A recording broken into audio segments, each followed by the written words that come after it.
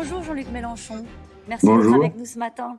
Emmanuel Macron a débloqué 8 milliards pour sauver l'automobile avec la volonté de faire de la France le pays de la voiture électrique. Est-ce que ce sont des fonds publics bien utilisés ? Non, disons que dans le cas précis de Renault, le Covid a bon dos, quoi, parce qu'ils avaient déjà commencé, ils ont un plan. Je suis choqué par le fait que Renault veut faire une économie de 2 milliards. C'est exactement la somme qu'ils ont distribuée en dividendes l'année dernière. Et puis le plan du président, c'est comme le reste, quoi. Il n'y a aucune vision globale, c'est du saupoudrage, point par point. Là, on est sur l'automobile. Je vous pose la question, Madame Roux, plutôt on devrait la lui poser à lui. Monsieur le Président, est-ce que nous avons la garantie que les aides que vous allez donner vont servir à acheter des voitures produites en France ? Parce que pour l'essentiel, elles ne le sont plus. Deuxièmement, est-ce que nous avons la garantie que les sites resteront en France ? Non, car dans la liste qu'a lue hier le président de la République, il n'y a pas les 4 sites que Renault compte fermer, dont notamment le site qui produit la voiture électrique la plus vendue de ce pays. Donc, pour me résumer, je pense que ce n'est pas à lui d'aller faire ce genre de déballage, et je vais donner 1 000 € à ceci, C'est à 2 qui ? 000 € pour telle voiture. Et lui devrait se préoccuper de la vision globale. Alors, pourquoi ? Regardez, vous venez de Il faut quand même que je vous pose à un moment donné des questions. C'est très important ce que vous avez dit, Jean-Luc Mélenchon, sur l'utilisation de ces 8 milliards. Et vous laissez entendre qu'il faudrait qu'il y ait des contreparties. Est-ce que vous dites clairement ce matin, vous avez fait allusion aux suppressions de postes, on l'a entendu dans le journal, 5 000 suppressions de postes prévues par Renault. Oui. Est-ce que vous attendez de l'État qu'il s'oppose à ce plan de restructuration ? Mais évidemment que je crois qu'on doit demander des contreparties. Enfin, Madame Roux, tout ça est assez fou. On va distribuer 8 milliards, on ne sait pas à qui au fond, parce que si nous achetons des voitures qui sont produites ailleurs, bon, c'est très sympathique pour les autres, mais enfin pour nous, ça change rien à notre situation. Et au minimum, il faudrait demander que les sites restent en France, notamment ceux qui produisent les véhicules électriques. Et il n'y a aucune vision globale. Permettez-moi d'y revenir un instant. Il fait la publicité de la voiture électrique. Bon, admettons, c'est mieux qu'à l'essence, peut-être bien. Mais savez-vous, Madame Roux, que pour 1 million de véhicules électriques qu'il y aurait dans ce pays, il faudrait qu'il y ait une centrale nucléaire de plus. Donc, il faut arrêter de prendre les problèmes par petits bouts. Alors comment on fait, Jean-Luc Mélenchon, si on veut moins polluer et circuler ? C'est pas la voiture électrique, c'est quoi ? Alors, vous voyez, hein. Donc, je me suis posé la même question. Vous avez la réponse ou pas ? Mes amis m'ont écouté ça, j'ouvrais des yeux aussi grands que les autres. Je me disais, mais qu'est-ce qu'on fait alors si on ne fait pas ça ? On m'a dit, mais non, ce n'est pas la première question à se poser, c'est est-ce que tu es d'accord pour qu'on ouvre une centrale nucléaire de plus ? Naturellement, non, il y en a déjà bien assez, il faudrait les fermer. Et deuxièmement, vous avez entendu comme moi qu'il s'agit de faire un consortium avec les Allemands, qui sont totalement déloyaux dans les accords qu'ils ont avec nous. Mais je mets ça de côté. Là, pour faire quoi ? Des batteries au lithium. Mais Madame Roux, le lithium, il n'y en a pas en France, il n'y en a pas en Europe. Donc, il faut encore aller chercher ça à l'autre bout du monde. Alors, donc, il y a d'autres modèles. Pardon, vous m'avez posé la question. Je vais vous dire la réponse qu'on m'a fait sur ce sujet, parce que j'ai posé la question du redéploiement global de l'industrie automobile. Alors, il y a les batteries à l'hydrogène. Il y a une start-up récemment française qui a mis au point un système au sodium. Donc, il y a d'autres choses possibles. Et voilà ce que je voudrais dire.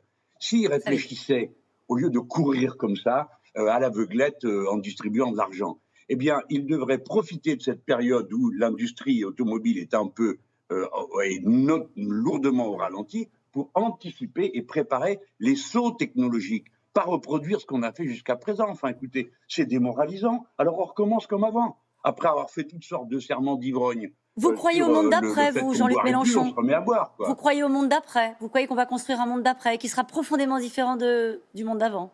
Je crois qu'on devrait essayer, Madame Roux, parce que si on continue comme ça, on va à la catastrophe. Donc, le minimum de rationalité, c'est ça, c'est de se dire, écoutez, on ne va pas aller dans le mur en klaxonnant de joie. Donc, il faut faire ces sauts technologiques. Alors, je le redis, c'est encore de l'argent distribué un peu n'importe comment.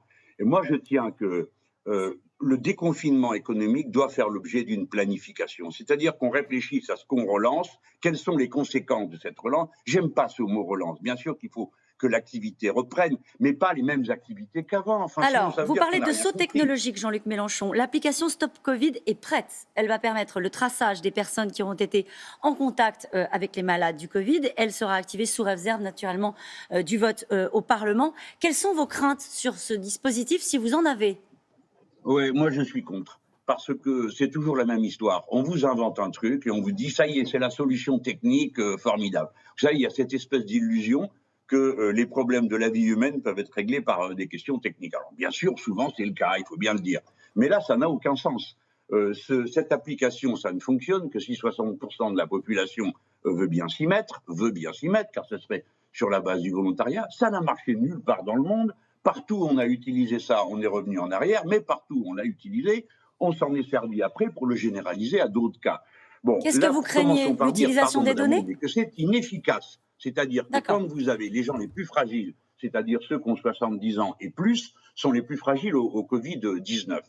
Eh bien, ceux-là, les 2 tiers d'entre eux n'ont pas de smartphone. Donc, de quoi on parle ?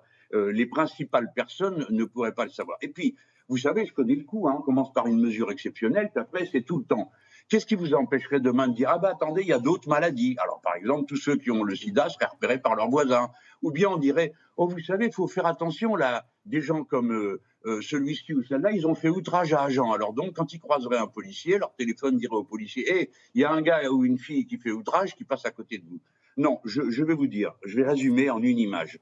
Je ne veux pas d'un monde où nous serions contrôlés, nos libertés individuelles surveillées comme ça. Je ne veux pas que mon téléphone appelle un drone pour me dire de rentrer chez moi si la police estime que je n'ai pas à être dans la rue. Je ne suis pas d'accord. Et je mets en garde les gens, vous savez, ce genre de trucs, ils ne reviennent jamais dessus. Et après, ça s'étend à tous les domaines. D'ailleurs, le Conseil scientifique lui-même avait dit oui, bon, d'accord, on commence par du volontariat, mais il est possible que ce soit obligatoire. Vous reconnaissez, Jean-Luc Mélenchon, que le déconfinement, vous étiez un peu inquiet. C'est bien passé très vite avant. Oui. Qu'est-ce que vous appelez bien passé ? Parce que Mme Roux... Bien passé, l'épidémie semble maîtrisée, c'est une indication. Maintenant, nous avons, écoutez-moi, la catastrophe sociale, elle arrive devant nous, le problème de la détresse alimentaire. Maintenant, Mme Roux, je vais vous dire une bonne chose. Je suis très heureux que le nombre de malades diminue. Très heureux. Et s'il n'y a pas de deuxième pic à l'épidémie, je m'en réjouis. Je suis trop content de pouvoir revivre normalement. Vous savez, nous en sommes tous au même point. Mais le devoir des responsables publics, c'est d'être prudent. Au demeurant, on ne pouvait pas confiner la population toute la vie. Bon. J'estime qu'une nouvelle fois, nous sommes sortis dans de mauvaises conditions. Il n'y a pas plus de tests qu'avant. Les masques, ça l'affaire n'est pas arrangé du tout. Donc, bon, tant mieux si le virus est saisonnier. Nous en sommes débarrassés. Peut-être qu'on préparera mieux les prochains, parce qu'il y aura d'autres virus, nous le savons tous, bien sûr. Et vous êtes favorable, puisqu'il y aura une étape demain annoncée par le Premier ministre, à ce qu'on ouvre davantage, on pense au café, au restaurant. Ça vous manque d'aller boire un café, Jean-Luc Mélenchon ? Bon, comme tout le monde, moi aussi, j'aimerais bien pouvoir retourner avec mes amis au restaurant ou au bar. Mais comme responsable politique, j'estime que mon devoir, c'est de rester prudent et d'inviter les gens à le rester, parce que, voilà, je ne suis pas leur copain, juste quelqu'un qui essaye de penser l'intérêt général. Donc, je me dis, attention les gens. Alors après, est-ce que le gouvernement évaluera bien ou mal la situation ? Ils ont tellement mal évalué jusque-là que je ne sais plus trop, chère Madame Roux, comme tout le monde. Il y en a peut-être un avec lequel vous avez envie d'aller boire un café. Il s'appelle François Ruffin. Il n'a pas fermé la porte hier à une candidature à la présidentielle en 2022. Il dit cette phrase, Jean-Luc Mélenchon. « Si jamais c'est moi qui dois ramasser le drapeau, j'irai ramasser le drapeau. » Voilà ce qu'il a dit. Alors je vais vous poser une question très simplement. Est-ce qu'en 2022, vous allez le laisser tomber, le drapeau ? Écoutez, nous verrons bien. Pour l'instant, il est fermement tenu. Nous sommes 23 parlementaires insoumis, rebelles et très actifs dans nos 2 parlements. J'approuve l'état d'esprit de François. Je pense que je n'ai pas la vanité de me croire éternel. Au demeurant, donc je leur dis à tous, soyez comme lui. Si jamais le drapeau venait à tomber à terre, vous devriez le relever et avec lui l'énergie de l'insoumission. Vous savez, sur les 23 parlementaires insoumis et d'autres que vous ne connaissez pas, mais les 23 au moins, vous avez plusieurs personnalités capables de le faire. Et je les encourage à garder comme consigne, on ne lâchera jamais rien, on ne laissera jamais tomber cette lutte qui au fond nous anime depuis tant d'années pour ce qui me concerne et tant de siècles pour ce qui concerne la cause que je défends. Merci. Voilà, donc il a eu raison de parler comme ça et tenez-le-vous pour dit, il y aura toujours des insoumis. Et vous tenez fermement le drapeau, c'est ça qu'on comprend aussi ce matin. Merci beaucoup. Vous comprenez ce que vous voulez. Moi, avec Madame Roux, comme souvent. Il y a une élection, je sais bien que j'aurai une décision à prendre, je la prendrai, on verra à ce moment-là. Mais le drapeau ne tombera jamais à terre. Ça, retenez-le, c'est la leçon.